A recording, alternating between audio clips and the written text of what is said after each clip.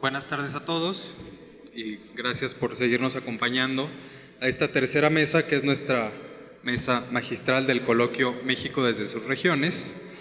Y en esta ocasión pues nos da muchísimo gusto recibir a la doctora Franci Chazen López, que ella recibe en esta edición del premio el reconocimiento al mérito como investigadora extranjera, que ha dedicado su vida y sus estudios al estudio de la historia regional en México. La doctora Franci nos acompaña desde la Universidad de Kentucky, en Estados Unidos, y nos da mucho gusto recibirla. Y la acompaña, moderando esta mesa, la doctora Guadalupe Jiménez Codinac, que es también miembro de nuestro jurado y, bueno, miembro emérito también, jurado decano de nuestro jurado calificador del premio Banamex Atanasio Gesarabia. Y les dejamos la palabra. Muchas gracias.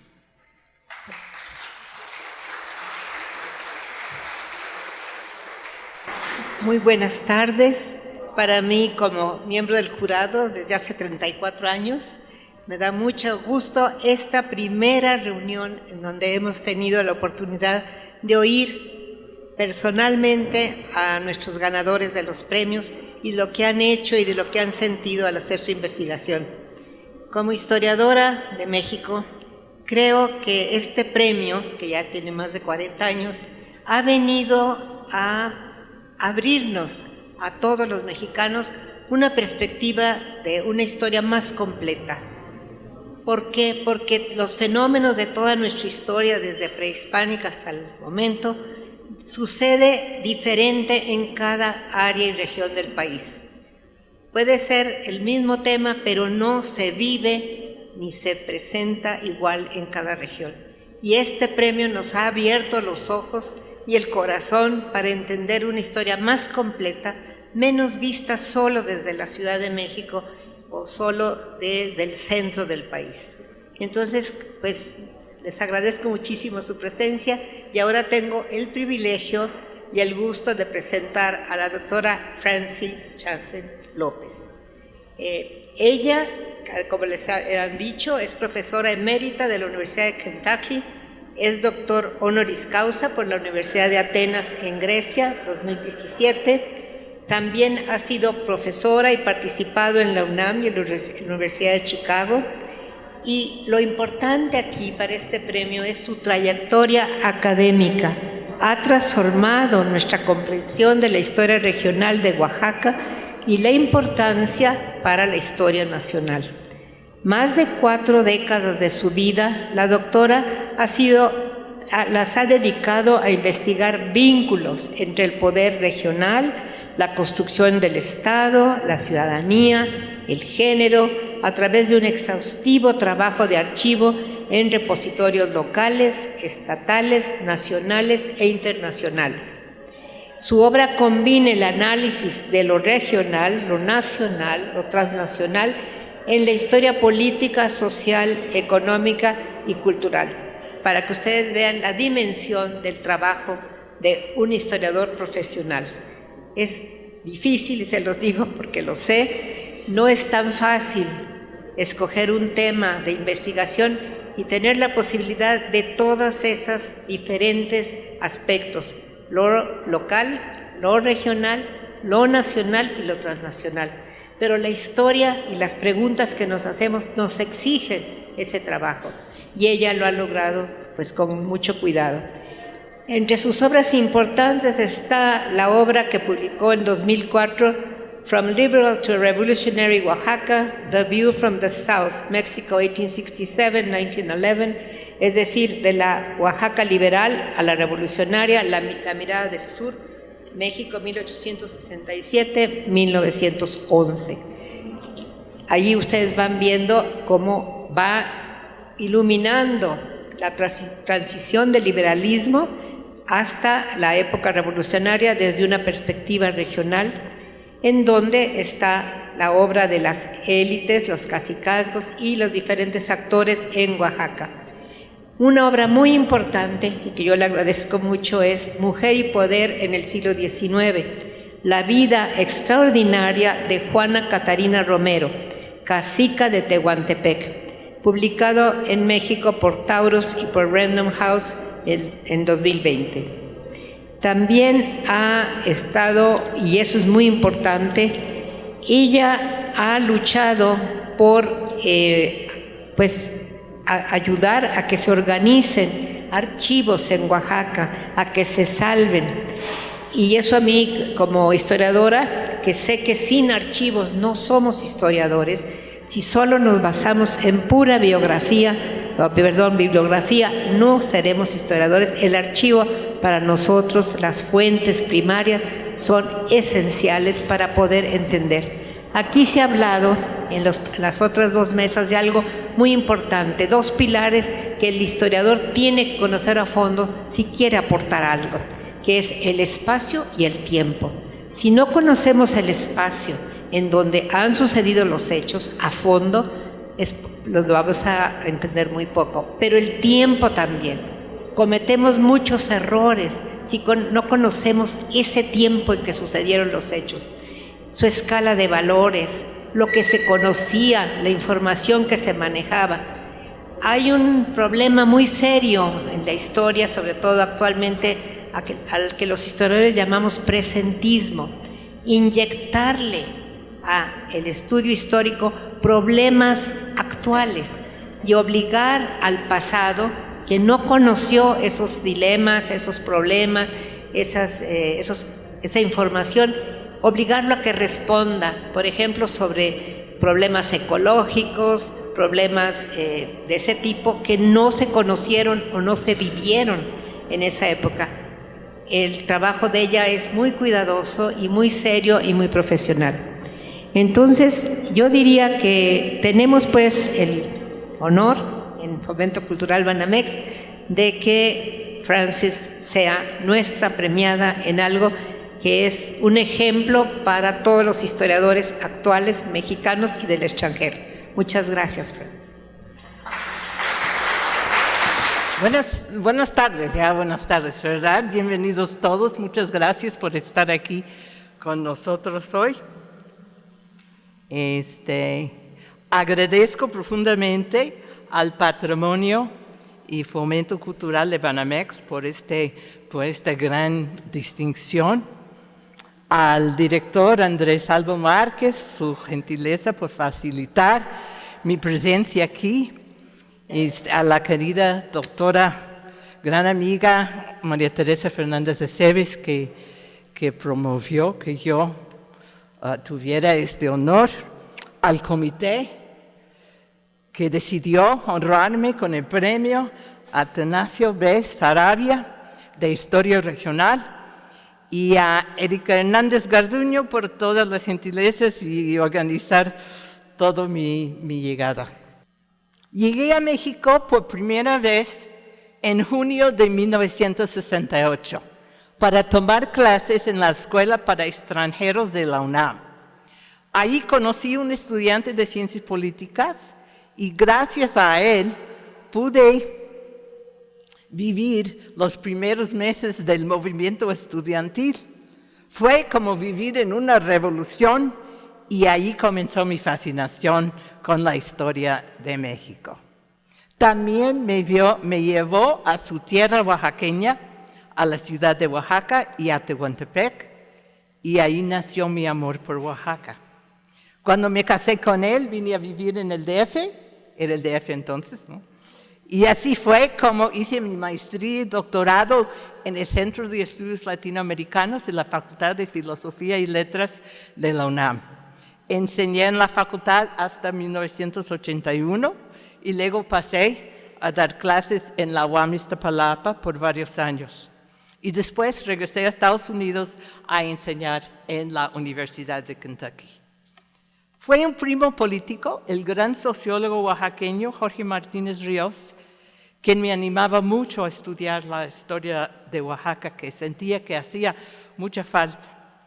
Entonces hice mi tesis doctoral bajo la dirección de Enrique Florescano sobre la gubernatura de Emilio Pimentel en Oaxaca, 1902 a 1911.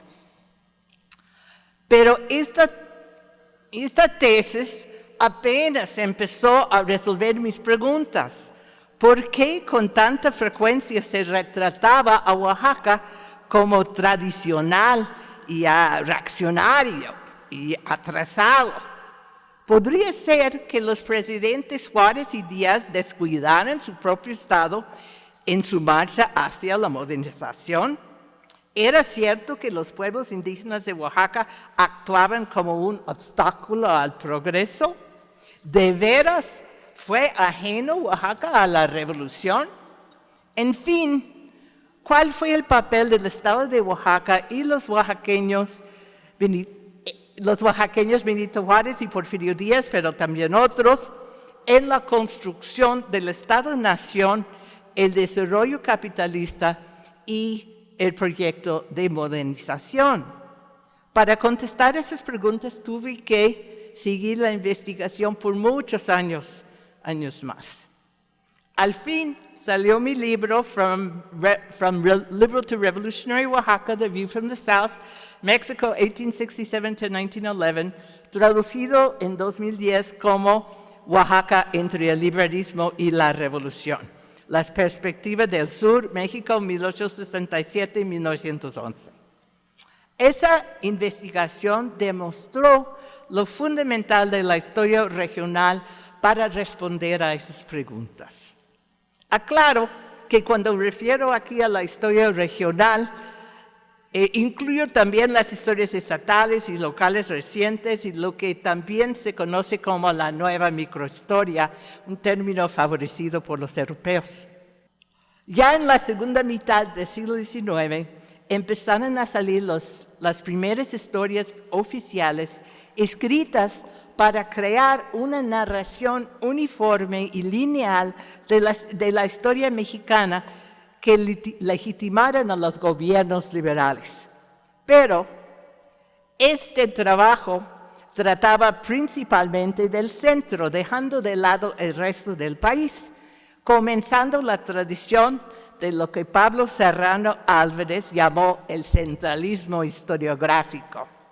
Se continuó esta postura centralista después de la Revolución con tal de crear una identidad nacional homogénea.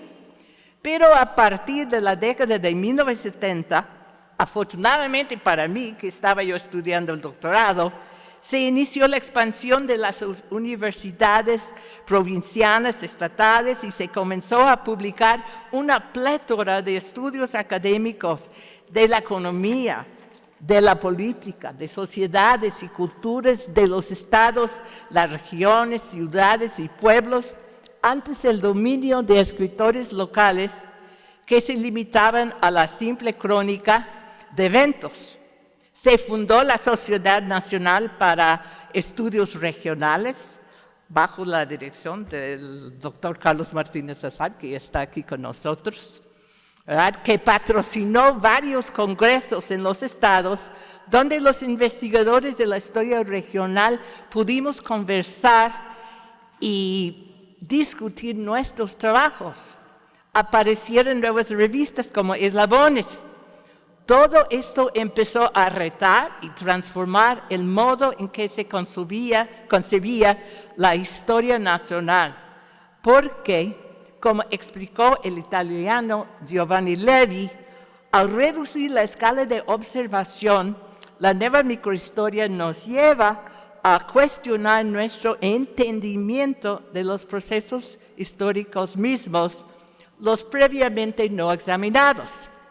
Lo previamente no examinado fue precisamente el rol de las ciudades y pueblos de provincia, las regiones aisladas, la vida de los sujetos que anteriormente se creían sin agencia, sin capacidad de actuar, los indígenas y las mujeres, los que alguna vez Eric Wolf llamó la gente sin historia. Al contrario de las historias locales anteriores, esta historia regional no sufre de miopía. Como señaló el finlandés Matti Palonen, supone que los fenómenos del nivel macro están también presentes en los eventos iluminados por la microhistoria. De otro modo, todo el proyecto de la microhistoria sería inútil, también la historia regional, ¿no? Esto se vio claramente en mi libro sobre Oaxaca porfiriana.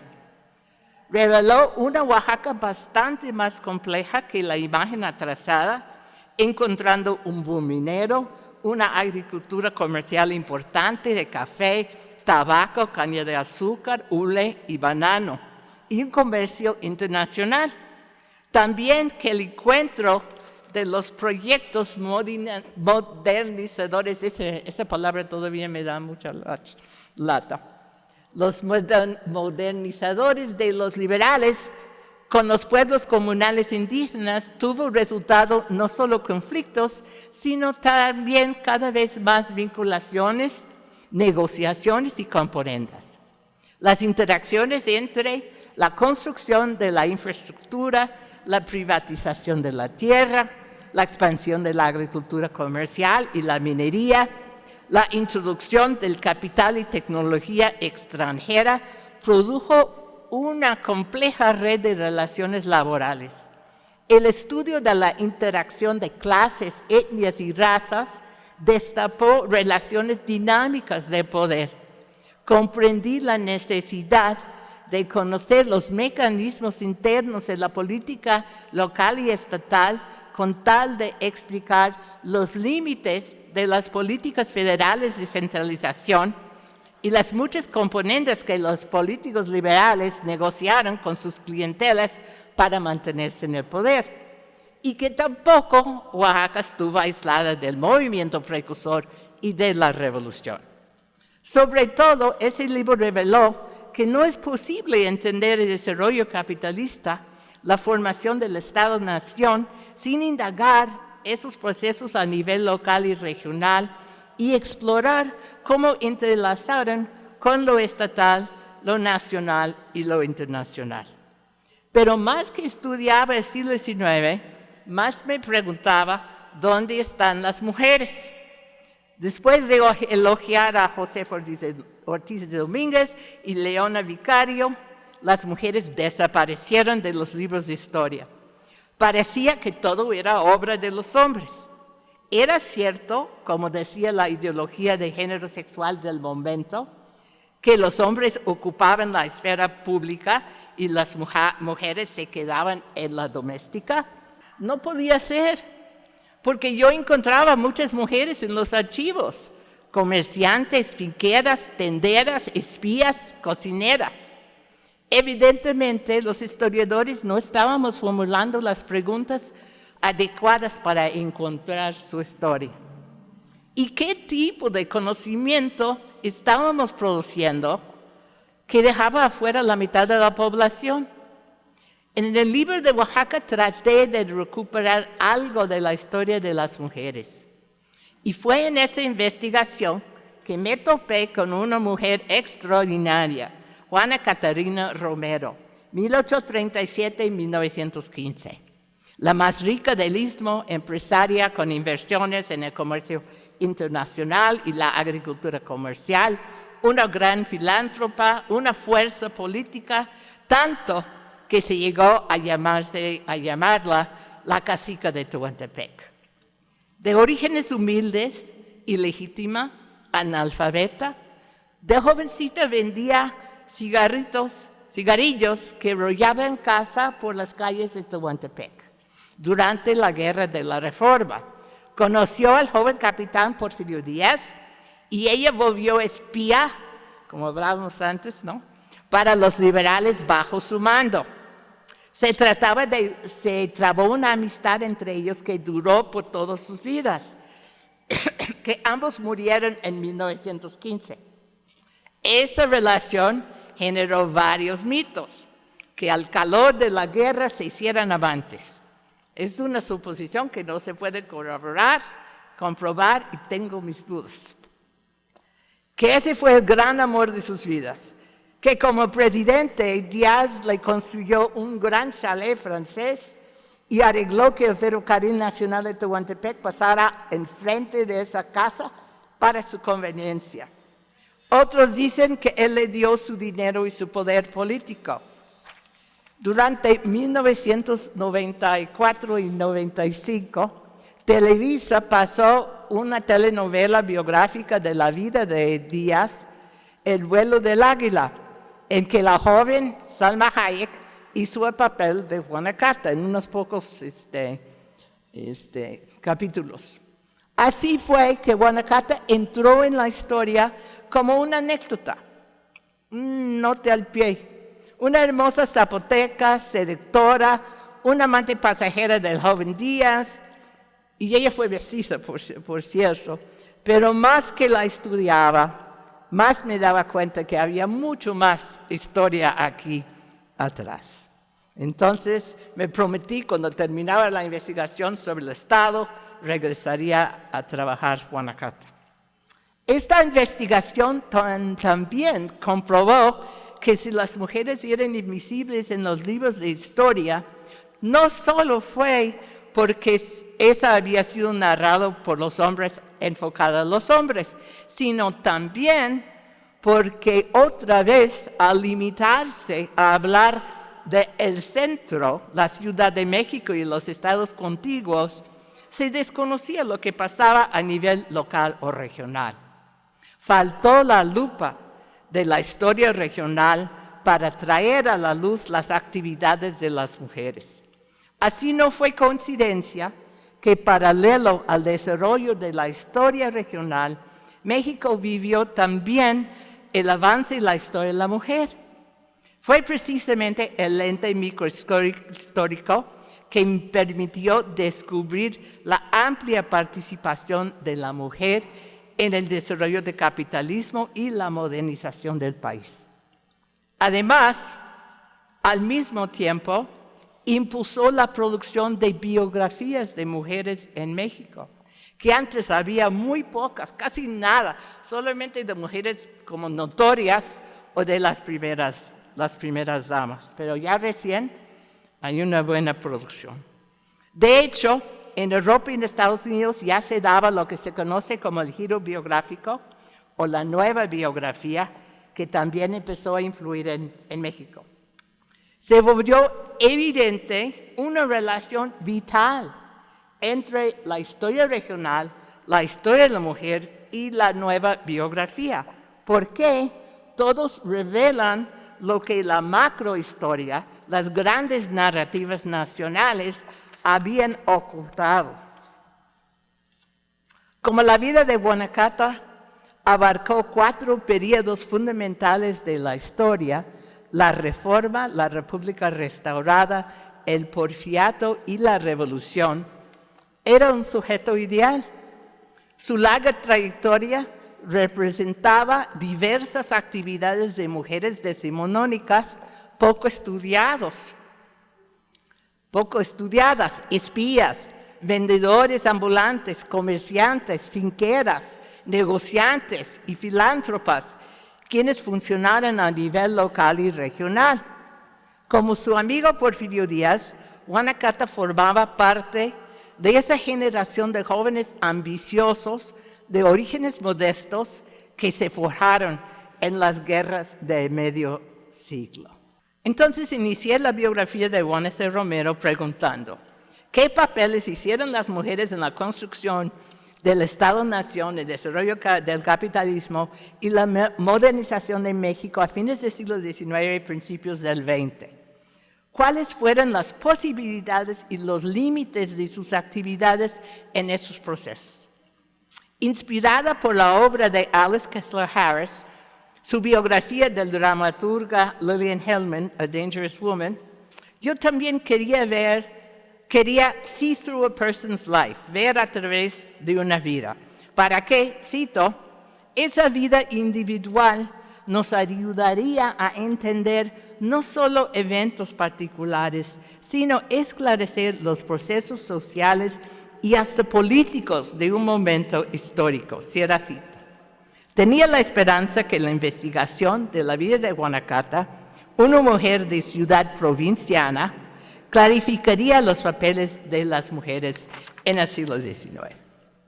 Además, al escribir este estudio, se volvió imposible separar la historia de Guanacato de la ciudad a cuya mejoría ella dedicó su vida. Sin darme cuenta, apareció un segundo protagonista en mi libro, la ciudad de Tehuantepec, En efecto, había escrito una doble biografía. Lejos de ser una historia limitada local, esa obra terminó por descubrir la interacción de fuerzas locales, regionales, estatales, nacionales e internacionales en un momento histórico en que México esforzaba por modernizarse, por fíjate. Gracias a su situación estratégica, Tehuantepec se encontraba literalmente en el camino de la modernización. El proyecto de construir un canal o un ferrocarril que uniría el Golfo de México con el Océano Pacífico fue de enorme interés para capitalistas mexicanos y extranjeros. La combinación de sus tierras feraces y el proyectado interoceánico alentó a compañías extranjeras y nacionales a comprar terrenos cercanos a las estaciones y establecer fincas y plantaciones agrícolas. Todo esto dio lugar a un auge de la exportación de productos comerciales del istmo: añil, café, caña de azúcar, hule, naranjas y jitomates, muchos jitomates, por cierto. Se inauguró el primer ferrocarril nacional de Tehuantepec en 1894, pero fue un desastre, muy mal construido, por lo que se inauguró de nuevo en 1907 con la presencia del presidente y la primera dama, ahora reconstruido con puertos modernos en Salina Cruz y Puerto México, hoy Coatzacoalcos, por la firma inglesa de Whitman Pearson. Los porfiristas tenían grandes esperanzas que el ferrocarril transformaría al istmo en el puente comercial entre Europa, América y Asia. Para 1909, Tehuantepec y Salina Cruz estaba en auge. Bullicioso cruce de cultura y comercio, donde llegaban españoles, alemanes, franceses, ingleses, norteamericanos, turcos, chinos y mexicanos para buscar su fortuna. Entonces Guanacaste se encontraba en el lugar propicio y en el momento propicio para desarrollar sus negocios. Primero como una joven vendedora ambulante y luego dueña de una tienda, ella entró a la clase empresarial para luego transformarse en un comerciante internacional. Compitió con los comerciantes establecidos en Tehuantepec, quienes mayormente eran españoles y alemanes con contactos en Europa. ¿Cómo se atrevió, no? Entonces ella desenvolvió su negocio basado en el apoyo de sus familiares. Invirtió en bienes raíces, tanto urbanos como rurales, y fue prestamista. Para 1891 apareció su nombre en la lista de los mayores comerciantes del estado de Oaxaca. Recuerda, es una persona que nunca fue a la escuela ni un día en su vida. Como importadora, ella viajó a Francia e Italia para encontrar nuevos materiales y adornos para vender en su tienda. Viajó a Inglaterra con tal de aprender el proceso de manufactura de textiles a Manchester, al mismo tiempo que tuvo relaciones cercanas con las fábricas textiles de Puebla y Veracruz. Consecuentemente, ella tuvo una influencia muy grande en la modernización del traje de la tehuana, volviéndola una mercancía capitalista, porque tenía muchos elementos que eran importados de Europa. Trabajó sin cansancio para difundir la sociedad de consumo en el istmo. Construyó una red económica de relaciones comerciales a través de varios estados, la Ciudad de México y en ultramar. También invirtió en la agricultura comercial. Cultivó la caña de azúcar en su finca Santa Teresa. Viajó a Cuba a instruirse en los detalles del cultivo de la caña. Se dio cuenta de la importancia de la tecnología y la ciencia e importó su maquinaria de Estados Unidos y de Alemania. También fue partidario de la expansión de la infraestructura, apoyando la construcción y fue uno de los primeros en usar el Ferrocarril Nacional de Tehuantepec y instaló en su casa uno de los primeros teléfonos privados del distrito. También reconoció lo fundamental de desarrollar las redes financieras en el Istmo. Un logro extraordinario para la empresa de una mujer. Ella participó directamente en los proyectos de ingeniería social de la política de orden y progreso. Como nunca pudo ir a la escuela de joven, fue gran partidaria de la educación. Construyó y subsidió 2 escuelas, uno para niños, otro para niñas, y además dio becas para los mejores estudiantes para que pudieran seguir sus estudios. Construyó facilidades deportivas para los jóvenes, pero no para las jóvenes. En cuanto a la reforma urbana, ella contribuyó bastante dinero para introducir el agua potable y amplificó los parques y el cementerio de Tehuantepec. Casi sola pagó la construcción de un palacio nacional frente al Zócalo y contribuyó fondos y materiales para la reconstrucción del mercado central. Amante de la música, ella subsidió al maestro Amado Chiñas y su orquesta para que tocara los domingos en el Zócalo. Respecto a la salud pública, cuando azotaban las epidemias en la región, ella traía doctores, enfermeras y medicinas para atender a la población.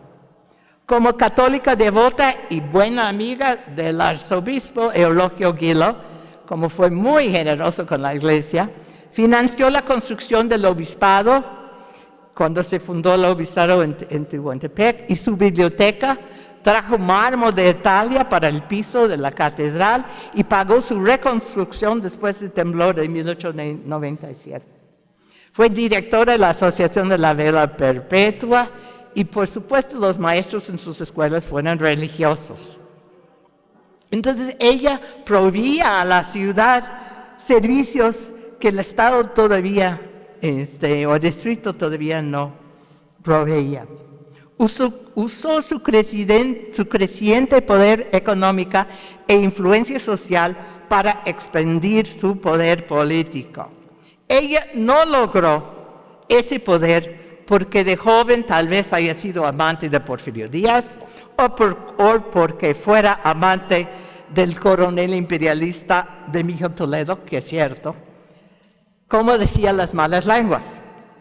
Ella construyó una base sólida de poder apoyado por empresas económicas, una amplia red de contactos y el apoyo de los tehuanos agradecidos por sus obras filantrópicas. Por supuesto, ella supo aprovechar de las amistades de hombres influentes como Díaz y Guilo, pero ella también apoyaba a los proyectos de ellos en Tehuantepec. No obstante, tuvo que enfrentar una constante oposición y acoso de un grupo de tehuanos liberales y jacobinos que detestaban que una mujer ejerciera tanto poder e influencia en la ciudad, y además les chocaba como masones que fuera católica. Encabezados por un abogado, Apolinar Márquez, conocido como Don Puli, le hicieron la vida de cuadritos, todo a través de su periódico El Eco del Istmo, el único periódico de Tehuantepec, donde la criticaban como arrogante, como falsa monarca, pero nunca mencionaron su nombre. Entonces criticaban a esa mujer, pero todo el mundo sabía de qué se trataba, pero sí cuidaba legalmente de no mencionar su nombre. Bueno, yo podría seguir por horas, ¿no? Pero el tiempo es corto y sugiero que lean el libro. Por cierto, son 2 ya. El libro que salió en 20, que mencionó la doctora, y recién está por salir en junio la versión en inglés, que yo hice la traducción y yo lo recorté, y de hecho es otro libro porque me hicieron cortarlo mucho. En Estados Unidos no son tan gentiles y no dejan para publicar libros gordos como yo.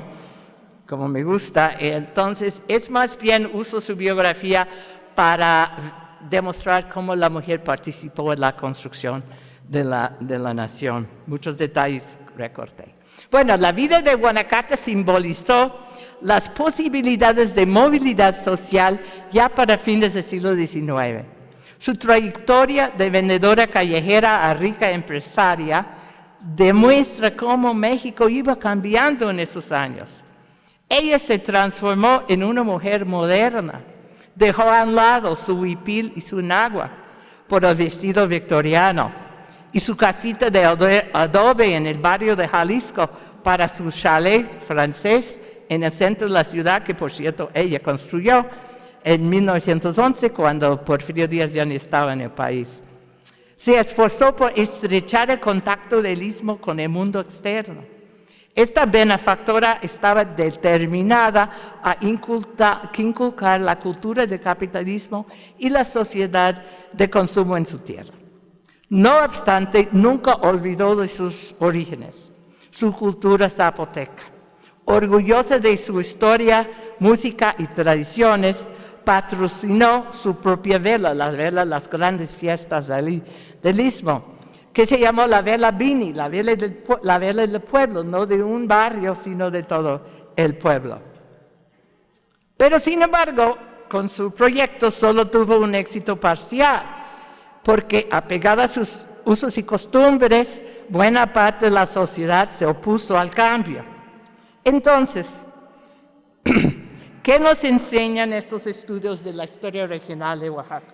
Que la construcción del Estado-Nación no se imponía de arriba hacia abajo, que se realizaba a través de las actividades y las negociaciones entre personas reales a varios niveles, locales, regionales, estatales y nacionales.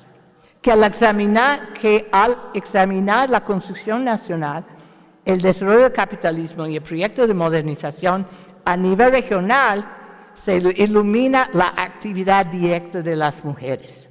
La trayectoria de Guanacaste revela los múltiples papeles que hicieron las mujeres decimonónicas. Que la construcción de la nación fue un proceso influido por ideología de género sexual. Que las naciones se construyen a través de discursos mediados por el género. Los liberales mexicanos caracterizaron la modernización como un reto masculino, primero para hombres criollos y luego para mestizos, con tal de justificar su dominación. Retrataban a las mujeres y a los indígenas como inferiores, irracionales, pasivos, y los eliminó de la historia. Es indagando en la historia regional que se desentrañan los papeles de esos borrados, los anulados. Que la relación entre la mujer y la modernización ha sido contradictoria. Por un lado, la modernidad buscó contener la mujer en la esfera doméstica, pero por el otro, abrió muchas puertas para las mujeres. La educación, para empezar, ¿no? Quienes como Guanacaste se aliaron con las fuerzas modernizadoras para ganar espacio. Que la lupa de la historia regional también clarifica la necesidad de explorar la interacción de las clases sociales, la etnicidad y el género sexual para revelar la actuación histórica de las mujeres y los pueblos indígenas. La investigación de la vida de Guanacaste descubre una historia muy distinta de las anécdotas y las notas de pie a que ella había sido relegado.